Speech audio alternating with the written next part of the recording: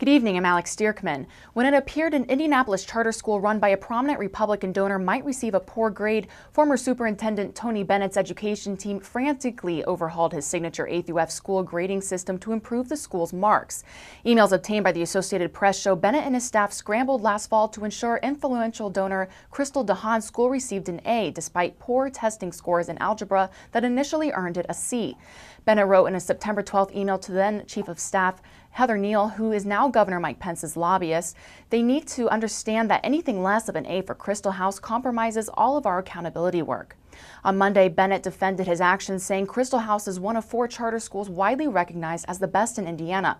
He said, "Frankly, my emails portray correctly my frustration with the fact that there was a nuance in the system that did not lend itself to face validity." At issue were the school's low scores on statewide algebra tests. Bennett says the problem stemmed from how combined schools, that is, those that include multiple grade levels, are counted under the state's accountability system. He says the tweaks his department made benefited a number of schools, not just Crystal House. Bennett rejects the idea that changes his staff made to the statewide accountability system were done in secret. He says that the calculations used to determine A through F letter grades were developed with input from superintendents, business leaders, and national accountability experts. Despite a number of glitches on the spring's online ISTEP test, a state-appointed testing expert says the data show the problems didn't affect students' results. It does appear, looking at the data, that the net impact of the interruptions was nil.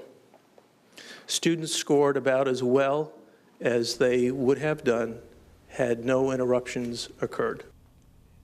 The state hired Richard Hill to conduct a 6-week review of more than 495,000 tests. He presented his findings today at a meeting at the General Assembly's Commission on Education. Testing interruptions occurred across the state in April due to multiple problems with testing company CTB McGraw-Hill's servers. Despite an extended testing window, the exams of approximately 80,000 students were directly disrupted, roughly 1/6 of all tested students. CTB officials are conducting their own validity study as well. President Ellen Haley did not attend Monday's meeting, stating in a letter that findings are ongoing and not yet finalized. And here's a look at the weather. Tonight will be partly cloudy, 60 degrees as the low. Tomorrow, 78 degrees as the high and mostly cloudy with a 50% chance of thunderstorms. Tomorrow night, also cloudy and a 50% chance of storms with 65 degrees as the low. And here's a look at the 5-day forecast, a 40% chance of storms on Wednesday, partly cloudy on Thursday with 82 degrees as the high, a 30% chance of storms on Friday with 66 degrees as the low, 81 degrees as the high on Saturday, and a 40% chance of thunderstorms and partly cloudy on Sunday. For more on these stories and other local news, go to indianapublicmedia.org.